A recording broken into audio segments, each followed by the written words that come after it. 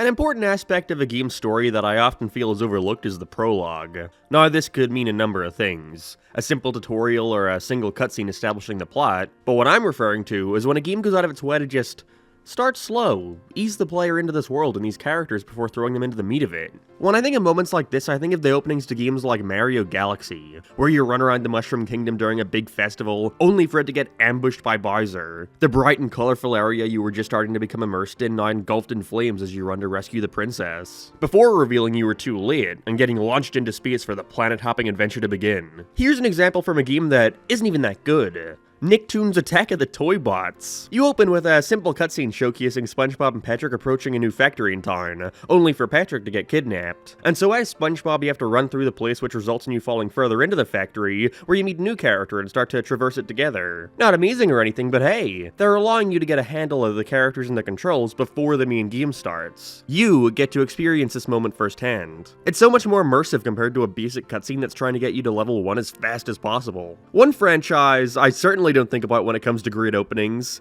is Sonic the Hedgehog. Now, that's not to say no Sonic game has had a good opening before, because that's just not true, and I'm gonna highlight some very soon. But something I certainly thought while playing through Frontiers for the first time is, damn, Sonic openings have not been good lately. I think that's mostly due to these games being so rushed in general. You know, let's make sure we get the main story beats down before worrying about an opening to introduce it. And because of that, in the most recent Sonic games, mainly being Lost World, Forces, and Frontiers, we've seen them resort to the fine but pretty lackluster opening of short cutscene, first level, and then you're just in it. I think overall it highlights a big issue I have with Sonic games, and that it's when you're trying to release these games in a reasonably quick time span, you don't have the opportunity to truly flesh out the story, which more often than not results in the stories feeling as if they're either rushing through a bunch of story beats super quickly, or there ends up being a lot of story at the beginning, a lot of story at the end, and the middle portion is just meandering around until we get there. So today I wanted to showcase some of the best and worst openings to Sonic games, why they work, why they don't, and how I think they can be improved upon, because I really want to see that effort return with whatever mainline game comes next. A Sonic game that aims to be more cinematic in its story structure. But first, have you ever worried about what personal information Google tracks about you and keeps public on certain websites?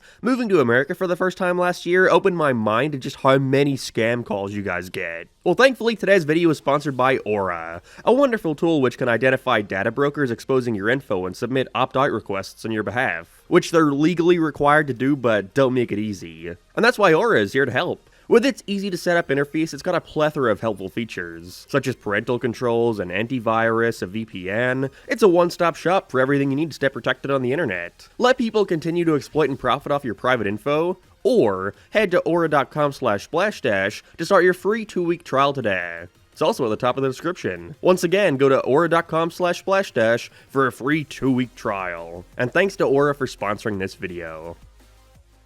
Let's start by going over some of the best openings to some Sonic games and go from there. I have to give an honorable mention to Sonic CD, of course. Being on such primitive hardware, there obviously isn't a whole lot to do without straying away from the classic Sonic Act formula, but that opening animation carries it hard. It is the best first impression any Sonic game could possibly give you, giving you a sense of Sonic's attitude and speed as he rushes through this vast open landscape, running on walls, water, loop-de-loops, rolling down hills, all before seeing Little Planet chained up in the sky at the hands of Dr. Robotnik, and so he starts running up to put a stop to him. It's fucking badass, and I'm sure most agree on that. And if you don't, then just get the fuck out. Sonic Unleashed is like an even better version of this in my opinion. Honestly, now that I think about it, Sonic Unleashed just may be the best opening to any 3D Sonic game in terms of spectacle and scope. A prolonged 6-minute CGI cutscene showcasing Sonic as he tears one of Eggman's armadas to shreds, eventually turning Super and getting the Doctor on his hands and knees begging for his life, before he sucks the emeralds out of Super Sonic, uses them to blow up the planet, and then launches them out into space, hurtling towards Earth. It perfectly establishes the general setup to the game without giving us too much story. Like, there's barely any words used here on what this beast is, why Sonic turned into a werewolf, what ramifications this is gonna have in the world. They're all left open to be explored further later. I feel like if this were done in a game with Forces or Frontiers kind of storytelling, we'd possibly get the tail end of this cutscene, like the last 30 seconds or so where Sonic gets transformed and shot back to Earth, in which Tails would call him on a communicator like, "Sonic, that was quite the fall. It looks like Eggman has blown up the planet. If we want to get it back to normal, we're gonna have to find the 7 Gaia temples in each continent. Let's go! And then that's as far as the plot goes until the credits. Now that's not to say your Sonic game needs a 20-minute cutscene setting up mysteries and drama. Previous 3D games have shown us that a simple cutscene can work, it just depends on how it's executed. The original Sonic Adventure has a pretty smart one where we see Sonic freely jumping from rooftop to rooftop in Station Square, before seeing a bunch of police cars chasing something in the distance. And upon inspection sees this weird goopy thing that the police can't do anything about and end up fleeing from, leaving it to Sonic to put a stop to him. It's strange to open your Sonic game with a boss fight, but I understand and appreciate the approach.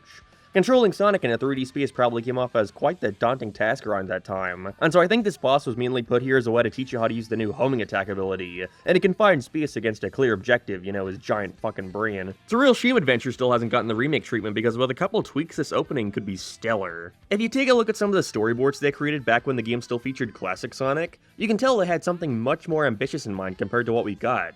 Showcasing all these dynamic shots of Sonic looking through the town before getting stomped on by chaos, then dodging all the police cars before chasing after them. I really hope that if Adventure got that elusive remake someday, they would revisit this instead of just copying the original point blank, because if all the cutscenes had this much effort put into them, I think it would give folks a lot more appreciation towards that game's focus on narrative. Adventure 2 also has the perfect opening. It's weird because it's very much in line with how they do them now, just a short cutscene and then you're thrown right in, but it is completely carried by how fucking cool it is, how everything within the stage adds context and meaning behind your actions. We open on a helicopter claiming to have captured Sonic before he takes out everyone on board off screen and jumps out, us getting just enough time to see that he's broken out of a pair of goddamn handcuffs, before grabbing a piece of the copter to use as a board, makes a fucking lame-ass quip and then falls to the ground, freezing in place to smile at the camera. It works because of how quick it is. It's like when you walk into a movie theater late so you missed the opening. You have none of the context, but you just walked in an action scene so you're entertained and invested.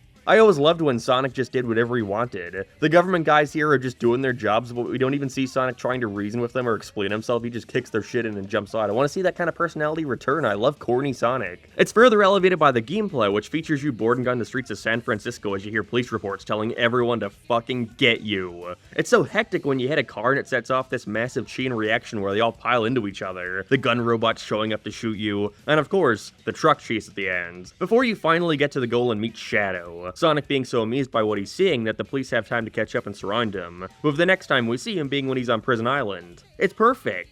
It's only the first level, but it still tells a story with a start, middle, and end. And if there's something I appreciate about Adventure 2, it's that it provides context behind every stage. There's always a reason for what you're doing. Trying to get out of gun territory with Metal Harbor, escaping the island before it blows up with Green Forest, sprinting as fast as you can to get to Dr. Eggman before he shoots Amy in the head with his pistol, with him constantly warning you that if you don't get there fast enough, that bitch is as good as dead. It goes to show that as long as the story is there and as long as the gameplay complements that, your opening can be as short or long as you want and it'll still be insanely memorable.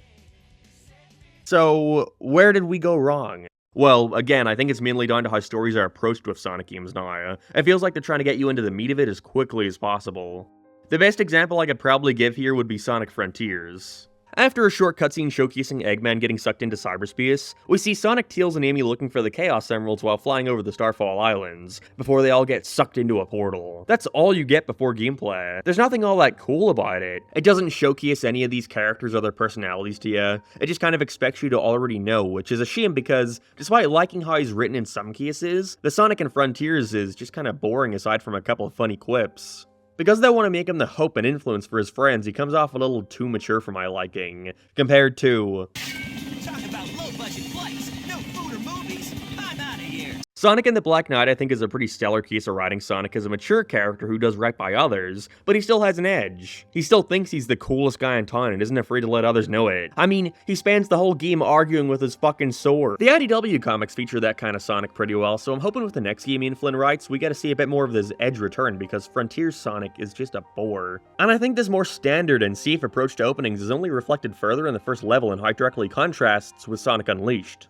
Because if for some reason you haven't played Frontiers yet, it and Unleashed open with the same level, like exactly the same, except one control is way worse. In Unleashed, we get this level after about 10 minutes of cutscene establishing the general setup, where it's treated as more of a quick tutorial so you can get a hang on Sonic's new controls, since it's the first Boost era game. Act 2 then has way more going on. It's longer, harder, there's more shortcuts, more set pieces. It feels like an expansion on the first. Whereas in Frontiers, you do this 40-second level and Then you're thrust back into the open world to do a 20-minute tutorial where you slowly walk around a linear path doing basic puzzles. Being an open world game, it's gonna be harder for Frontiers to have as high energy of an opening as Unleashed or Adventure 2, but really, it's just too long without much variety to break it up. And at this point, the story is, albeit intentionally, paper thin, and because of that, it results in one of the weakest openings to any Sonic game in my opinion. Which sucks because once the world opens up, it becomes way more fun to run around. I just wish they would trust you to do that from the start because it makes revisiting the thing a nightmare. This was a definite improvement from the past couple entries, however. Lost World and Forces both followed the exact same formula, where you get a quick basic cutscene, then the first level just throws you into it. But despite being so similar, Lost Worlds is infinitely better than Forces. See what I did there? I mean, hey, it helps that it also looks nicer than Frontiers opening, I'll give it that. Also, just look at how much better this opening is to Frontiers visual-wise, what the fuck happened? But we see Sonic chasing Eggman in the sky trying to rescue some animals, before the doctor lets them go, falling down to the ground, which is preceded by Eggman shooting down the tornado, the two of them landing in the mysterious Lost Hex. And then we play level 1. It's a much more traditional platformer, so the basic intro is expected and doesn't come off that bad. Whereas Forces is abysmal. So we get a short cutscene of Eggman hyping up this new villain who's gonna take Sonic down. And then we're Sonic, running around Green Hill for all of 0.5 milliseconds before Tails calls in a communicator to inform him Eggman has been attacking the city. And so Sonic needs to get there ASAP. That's not a bad idea in theory, but the execution is terrible. Why are we in Green Hill? Why isn't there at least a little bit of time to breathe before Tails calls us, thus making things seem way more urgent? And the only visual difference is Green Hill looks a lot more like Sand Hill, with the worms from the Lost Hex in the background. It's this weird mishmash that wants to be weird, but it can't commit, resulting in a first level that's just confusing and boring. Then in the next cutscene, we see said attack, and it's just like 5 robots gathering a half-dozen citizens into a corner. This was the start of his world takeover, and it worked? How about, I don't know, we're running through the peaceful Green Hill Zone as Sonic. We're not just stuck on a linear path floating in the sky, we're on the ground and we can see the Flickies smiling all happy and shit. But as you're running, Tails calls Sonic on his communicator after a bit to catch up. Throw in your long time no see because I know you want to, but have Tails get cut off. His audio starts glitching as you hear screams and explosions. Sonic shouts for Tails but gets no reply. Then off in the distance, a giant explosion goes off. Debris from the city starts launching into the air and landing in Green Hill. Sonic having to rush to rescue the Flickies from being crushed. You keep running, but the city doesn't appear to be getting any closer. The fire starts to expand, and the more you run, the worse the terrain gets. The green grass is singed, the palm trees collapse as you have to avoid them. Loop-de-loops get chopped in half, so when you run up them, you get launched into the sky, where you look over and you can just barely see the city in the horizon. Screams and Eggman laughing can be heard in that direction. And then out of nowhere, a giant Death Egg robot falls in front of you. Eggman had planned all of this, it was an ambush. And so now you gotta fight it in order to move on. And then that's how the stage would end. I don't know, in my opinion, Sonic levels should always end on a set piece instead of just ending at a certain point like in Forces. And at least then, the first time you see a Death Egg robot isn't just when it's destroyed in the sand for no reason before Eggman's attack. That's the kind of shit I want to see from my Sonic games again. First impressions are everything, so I'd much rather an opening that tries to blow you away instead of acting as a simple tutorial and nothing more. Like, thanks Sega, I know how to jump. Ugh. With the success of Frontiers, I can only imagine the budget for the next game is going to go up. At least a little. And so with that, I hope more effort can be placed in having the story and gameplay complement each other. I know his dog shit catchphrase is, gotta go fast, but maybe an opening that takes it slow wouldn't be so bad either. Okay, that's it, bye.